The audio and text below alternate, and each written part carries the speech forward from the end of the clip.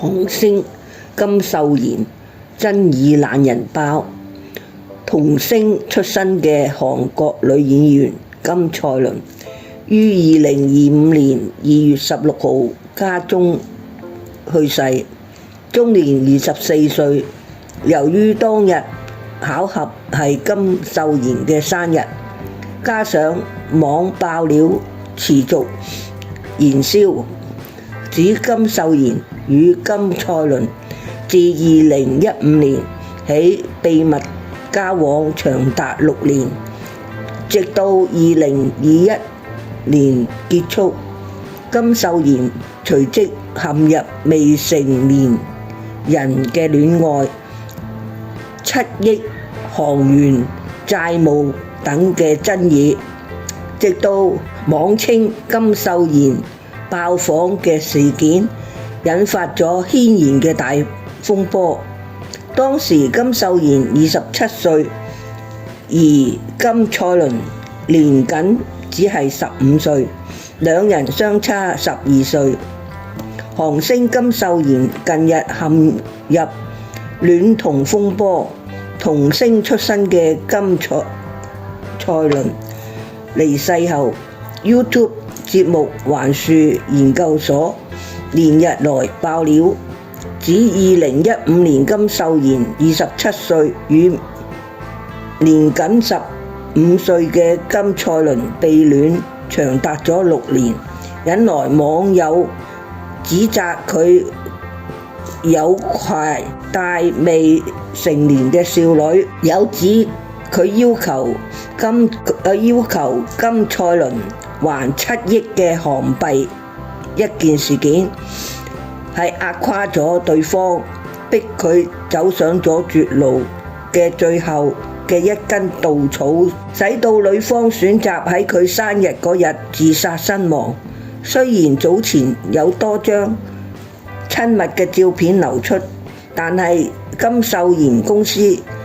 今早仍然堅持指立場不變，交往嘅爆料沒有事實嘅根據。3月12號，環樹研究所爆料金秀賢當兵嘅時期向金賽綸求愛嘅告白書信，以及從未曝光嘅合照，見到金秀賢戴着粗框嘅黑眼鏡並親吻，睇起嚟長相仍然係好幼稚嘅金賽綸。金秀賢從2017年10月23號至到2019年嘅7月1號服兵役，曾喺2018年6月9號寫信俾金賽綸示愛，當時女方仲未夠18歲，而信件嘅內容仲寫住我愛你。人喺遠處嘅當兵係兩人交往嘅鐵證。金秀賢嘅經紀人公司喺3月13號就開口講，稱好抱歉要大家久等，表示將會反駁環樹研究所嘅言論。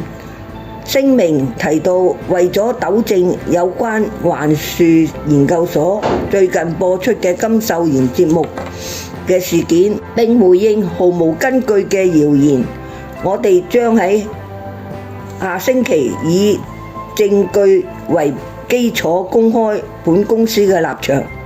網民就預言，以金秀賢嘅公關習性，估計佢將會將記者分成幾個環節，並替佢草擬咗好新聞稿，呼籲觀眾切勿被騙。從故人仲未成年時，佢哋作為好前後輩親密嘅兄妹般相處，但正式嘅交往係從成年後才開始嘅。雖然雙方以美好嘅感情交往，但最終無法克服彼此差異嘅，而分手之後確實有幾次故人嘅聯絡，但係因為認為既然已經分手，就唔應該再留下任何餘地，所以就沒有回應。關於7億元嘅債務，這是故人與所屬嘅公司間嘅事情，與金秀賢個人無關，因此佢並不清楚詳細嘅情況。在得知緋聞後，曾經考慮係要以公司嘅名義送上花圈，但係令到演員個人低調咁處理。但由於兩人之間嘅緋聞已經今日起大眾嘅關注，擔心呢啲係會模糊悼念故人嘅本質，因此只能夠喺心中表達哀悼之情誼。然後佢大概會哭哭啼啼，發揮佢特有嘅演技，最後不管點樣都會話自己對於故人嘅離世深感道義上嘅責任，或者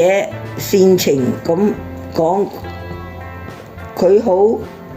遺憾沒有能夠好好保護呢位年輕嘅朋友，讓佢產生同情心。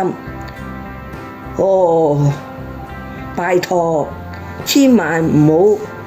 被呃啊！然而還說研究所並未罷休，喺13號再爆出一張金秀賢與金蔡倫嘅面貼面照。不過頻道負責人就警告金秀賢喺記者招待會上邊好好咁講嘢，揚言我每日都會俾你睇一些新嘅照片。如果金秀賢下則胡言亂語，咁呢就係真嘅。我哋將展示3張精彩嘅照片同埋一段影片。佢再補充，男人喺女友嘅家中冇着衫洗碗，若屆時有冇着衫嘅照片流出，金秀賢肯定要加水底都洗唔清，有排都唔能夠翻身。